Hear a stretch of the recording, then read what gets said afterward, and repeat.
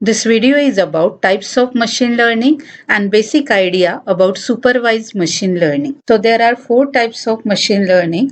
First is supervised machine learning, unsupervised machine learning, then semi-supervised machine learning, and reinforcement learning. In this video, I'll explain supervised machine learning. So let us understand what is supervised machine learning. Suppose this is the machine learning model which we are going to develop.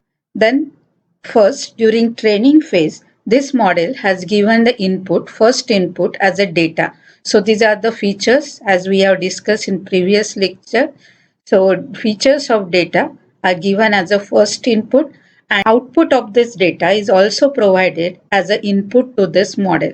So this output is called as a labels. So this is the input features of data, and labels are also provided during training phase. So using this input and output, this model will learn. For example, here the shape of objects are given as an input and their output is also provided. So using this data and labels, machine will learn how to identify shape of unknown input. After this learning phase, whenever you will provide unknown data to this model, it will predict the output. So for example, here two objects are given. So this model may get an output as the square and triangle. So this is important in supervised learning during training phase. Along with the data, that means features of data, outputs are also given. So using this input and output, model will learn. So whenever you will give a unknown data that we are calling as a test data, the model will predict the proper output. So this is the supervised machine learning. There are two types of supervised machine learning. First is classification and second is regression. So let us understand what is classification. Classification is also divided into two types. Binary classification, where there are only two types of classes. For example, there is a class as S or class as a no. So whether input is correct or whether it is wrong, like that. Only two classes are there. Or whether input object is red or it is blue. So it can classify the unknown object as either red or blue. So only two classes are there. Your email is spam or not spam. So there are only two classes, whereas the second type is multi-class classification. In multi-class classification, more than two classes can be used. For example, whenever you are classifying a fruits, then fruit can be a banana, it can be orange, apple, chiku, or many types of fruit input you can provide. So it is called a multi-class classification. So their classes are more. So in this graph, we can see binary classification where there are two classes, the class as a circle and class as a cross. So you can separate these classes using here line is shown. It is binary classification. So classes you can separate using a line. And whenever new data will be given to this particular model, if this data falls on this side, left side of line, then it is classified as a circle. If data falls on right side of this line, then you can classify it as a cross object. So like this binary classification is used. Whereas in multi-class classification, a number of classes can be used and you can separate these classes using lines or using actually planes. So this is the multi-class classification and unknown data. If it is near to this object, you can predict it as in the class of triangle, like that. So unknown data can be classified as any of this class. So this is multi-class.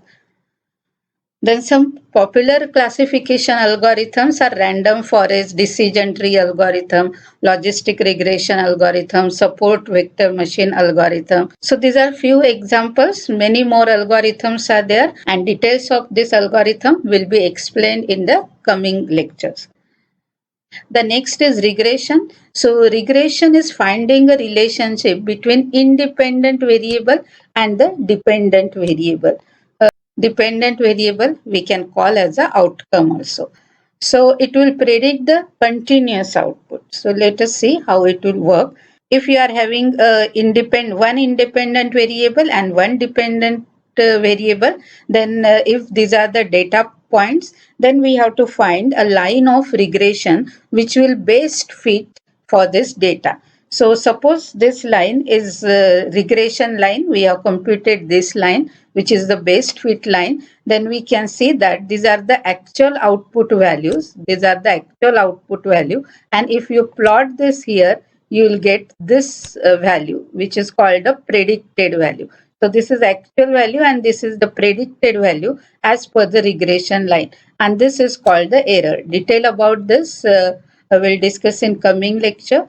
So this is the difference between actual and predicted value. And whenever you plot a new variable, you want to find the value for new variable. And if this is the point, then you can project this point here and you can get a predicted value for this particular point. So this is the basic idea about the regression, which will find the relation between independent variable and dependent variable. So this is the equation of light, which can be written as y is equal to mx plus b. So b is the y-intercepts, x is the independent variable, and y is the dependent variable. So different methods are there for finding the equation of line. This is, we can call it as a linear regression because we have computed a linear line to find the value of dependent variable. Then there can be a more than one independent variable that will be discussed in the coming lectures. But there can be non-linear regression also. If spread of data point is like this, then we can find this curve, equation of curve you have to find. So this is the non-linear regression. For example, here spread of data point is different. So we can find the equation of this curve, and this is called a non-linear regression. So different popular linear regression algorithms are there. Few are listed here: decision tree regression, random forest regression, KNN model, then support vector machines, and many more. Then let us see the advantages and disadvantages of the supervised learning. The advantages are, it is simple because we are providing input, output. So learning algorithm or learning method is simple. From output and input relationship, model can learn. The accuracy is also more because we are giving the output along with the input. The disadvantage is that it is not able to solve the complex problem. You always need to provide the output during training. So for complex problem, if output is not available, you cannot use this model. And the next is your output may be wrong, your accuracy may decrease, your test data is totally different from the training data. So this is about the supervised learning method. This is a basic concept of supervised learning method. In the coming video, you'll learn about the other methods of machine learning, and then we'll go for the detailed algorithm of all these methods. So thank you for watching this video.